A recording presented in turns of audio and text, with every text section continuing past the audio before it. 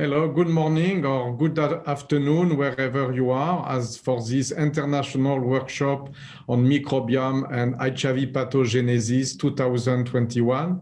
I'm Dr. Jean Pieruti from McGill, and I will speak about microbiome, diabetes, and HIV inflammation. As a disclosure presented on this slide, and you know, because AIDS was described 40 years ago, initially the virus was called LAV by Françoise Barré-Sinoussi, then Robert Gallo in the same year called it HTLV-3, and then from the NCI in 1985, one scientist, Dr. Wong Stahl, proposed the human AIDS lymphotropic virus. And officially the name with the subcommittee of the International Committee of Taxonomy of Viruses in 86 call it HIV. One of my friends, Dr. Pierre Corbeau in Montpellier, want to change, or ironically wants to call it a human inflammatory virus. Therefore, myself, I say maybe I should change the name also and call it human intestinal virus. And let's see if there is some justification for such a change of the name. So you all know for this audience that HIV infections, there are things we cannot do, or that's the next frontier for us in November 2021. There is a preferential destruction of Th17 CD4 cells due to infectivity, and has been shown to be in a ROR2 dependence, to be published with Dr. Ankunta in PNAS in November.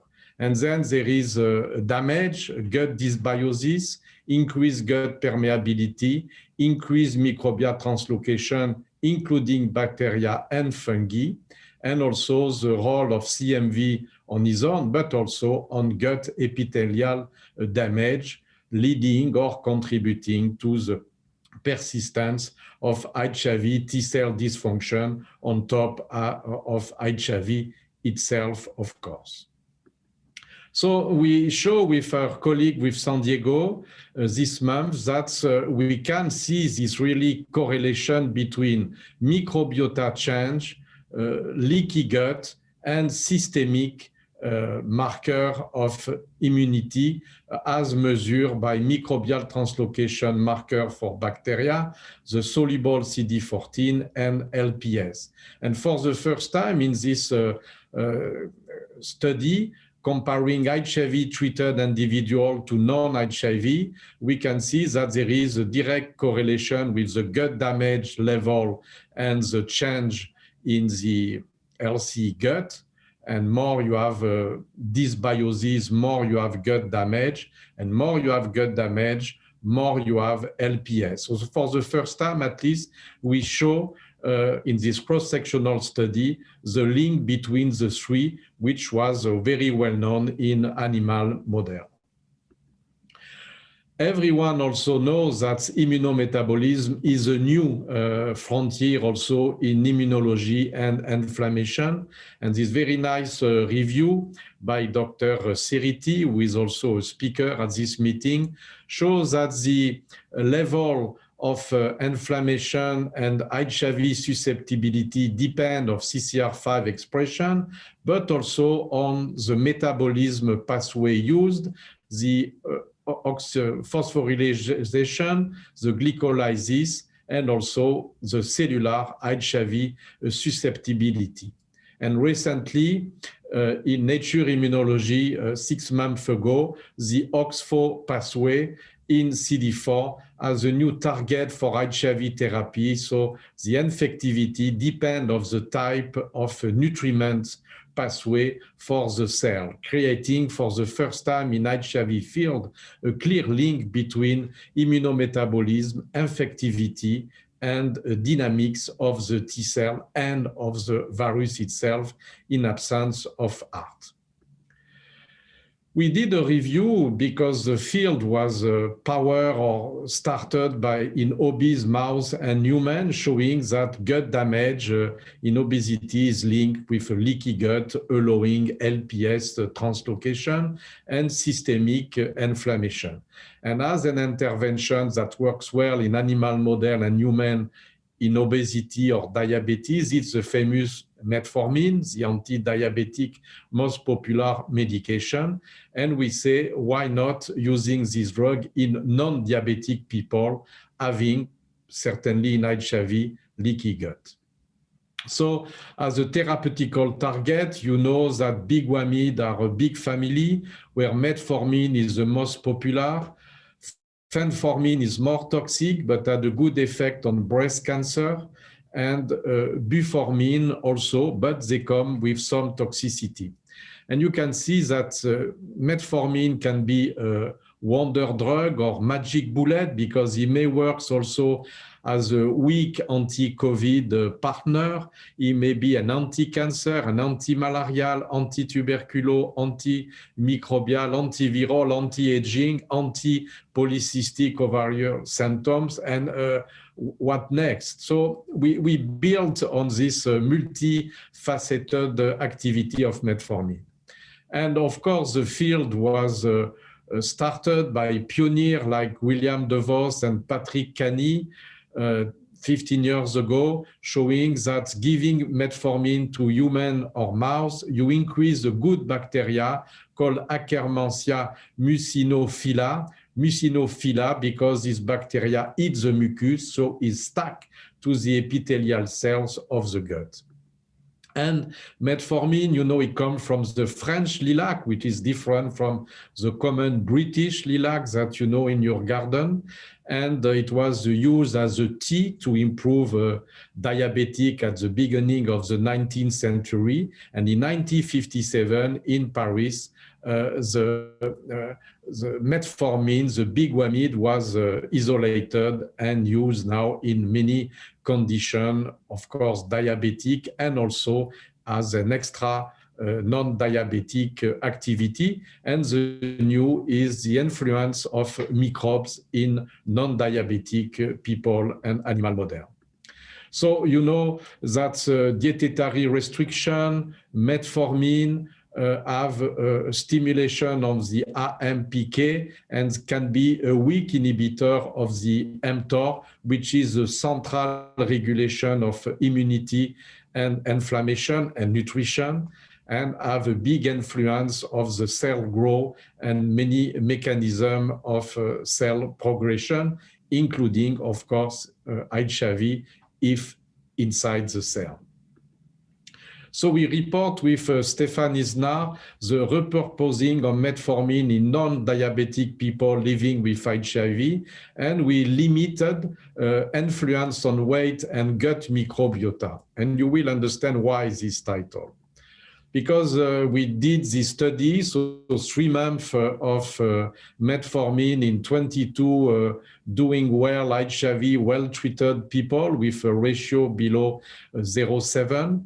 And we were initially disappointed. CD4 didn't increase, CD8 didn't decrease, ratio remained as flat as autostrada, and glucose, sugar, no effect at all. So for a start, it was not a good start. However, we look at the body weight and find a very strong and non-anticipated change in GDF-15 when you start metformin, and for the first time in human, when you stop GDF-15, the level go back to normal. It was shown in diabetic people before, but not in non-diabetic. And you know this cytokine or hormone, this growth differentiation factor 15, is an anti-appetite molecule and has many activity.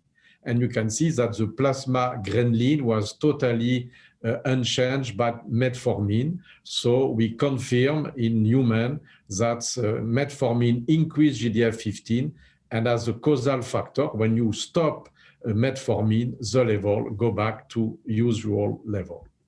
So you know this GDF-15 is also a marker of NADH, reductive mitochondrial stress.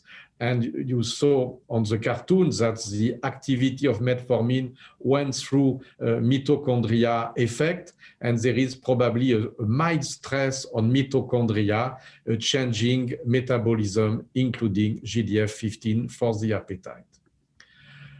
We also show the microbiota analysis, and we were a bit disappointed. No dramatic change in the composition, diversity, richness of the gut microbiota measured in the stool. However, a trend only to an increased bacteria diversity, which is a good marker. When we look at the abundance of different microbes, Escherichia and Shigella were increased, and encouragingly, because this type of microbes may enrich short-chain fatty acid blood level, and we saw a very minimal change in the blood. So, as expected, Akkermansia mucinophila was increased in people having metformin and decrease upon discontinuation, as expected for diabetic people, but was never shown in a non-diabetic. Then we went deep, mean where the action is in the colon, and in collaboration with Petronella Ancunta from University of Montreal and Nicolas Chaumont, we look by gut biopsy on 13 patients, what can be the change induced by metformin in the gut and in the blood in the same patient over time. So you can see it was a bit disappointed. No change in HIV reservoir size in blood compartment or in colon by different technique, including cell culture, TILDA, integrated DNA, total DNA. So it's flat, so no big change either in the gut. So that was a bit disappointing. However, we look at metformin on the direct effect on the decrease in phosphorylated mTOR and the homing gut receptor integrin beta-7 expression in gut CCR6-CD4, so a marker for Th17. And you can see that only in the gut, only in CCR6 positive CD4 T cell, that you see important phosphorylation mTOR changes decreasing, and also for the beta-7 integrin, so a homing marker for the gut, important decrease only on this subset of HIV. And we have proven earlier, 3 years ago, that is the main reservoir in Th17. The CCR6 are more rich with HIV reservoir in treated person. So an editorial came from our friend Olivier Rohr, and nice title, Flower Power, Locking HIV in the Gut with French Lilac. And I think he make a very short and in a chestnut the result. Metformin treatment induced mTOR activation in reservoir cell from colon biopsy to repress residual viral transcription. So metformin provoke mTOR-driven gut-specific lock in HIV-1 gene expression associated with reduced local inflammation only, no translation to the blood. So it's a partial victory, a Pyrrhus victory, but opening new field on research between the mTOR and metformin and HIV reservoir. And you know, because you read the scientific reports, that metformin last month also has benefits on the uroepithelial immunity against Escherichia coli in urothelial cell in a GDF-15 dependent manner, stimulating the LL37 expression, so an anti-microbial product induced by the GDF-15, so independently of the anti-sugar effect. And also, metformin may act differently in acute infection versus in chronic infection. In acute, it may bypass the mitochondria activity pathway, acting directly of AMPK, whereas in chronic phase, there is a mitochondria and ROS effect. So to keep in time, metformin therapy in non-diabetic heart-treated patient decrease weight, increase GDF-15, disappointingly no change in CD4 and inflammatory marker, reduce mTOR activation, repressing gut residual viral translocation. So it can be used locally, at least in the gut, as a lock-in effect for HIV reservoir, but not to decrease it, but to make like a prison. Future direction, metformin effect on the Th17 ROR-C2 dependent infectivity, metformin in acute versus chronic HIV infection given at the time of first heart, longer duration of clinical trial because we use 3 months, so maybe longer effect may have a longer therapy may induce more effect, and also to better understand the independent GDF-15 elevation induced by metformin on immune function and anti-infectivity. So I want to thank also people who contribute for this study, Stéphane Isnard, Petrolena Ankunta, my son also Bertrand Routy, and all the investigators from Ontario and Quebec. So we want to thank also those who help on this slide, a nice photo. And also, don't forget, Montreal will host the AIDS 22 meeting on the International AIDS Society. Remember, re-engage and follow the science. That will be the theme of this face-to-face and virtual meeting in July in Montreal, where you're all welcome. Thank you very much.